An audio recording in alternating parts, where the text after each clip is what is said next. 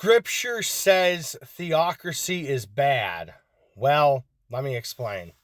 So, as both a political and religious nerd, I want to 100% suggest that Scripture says that theocracy is bad. Because the first story comes to us from the first book of Samuel, where it warns against the fact that the ancient Israelites wanted a king by divine right, but God said to them that it was not okay, and that they should worship God as their king and not have an earthly king as their sole right authority, and that they should not worship that earthly king.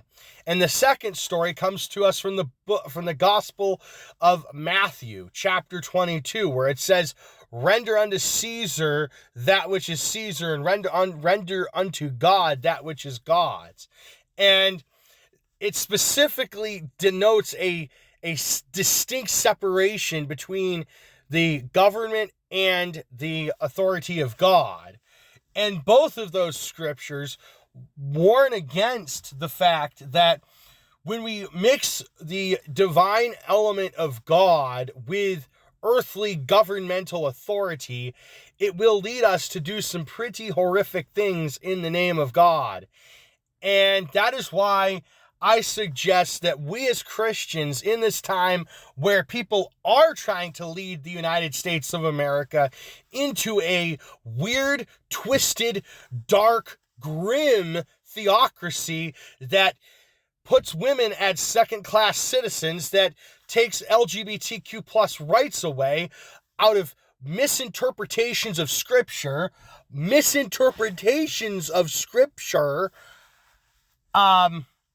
and that leads us to do some pretty horrible things in the name of God. And that's why I 100% emphatically call on us as Christians to stand against the theocratic forces of our time who seek to bring about the forces of God into our civil society, which again, 1 Samuel and the Gospel of Matthew both remind us that it is that it will not lead to very positive things if we choose theocracy as the means to govern ourselves as a civil society.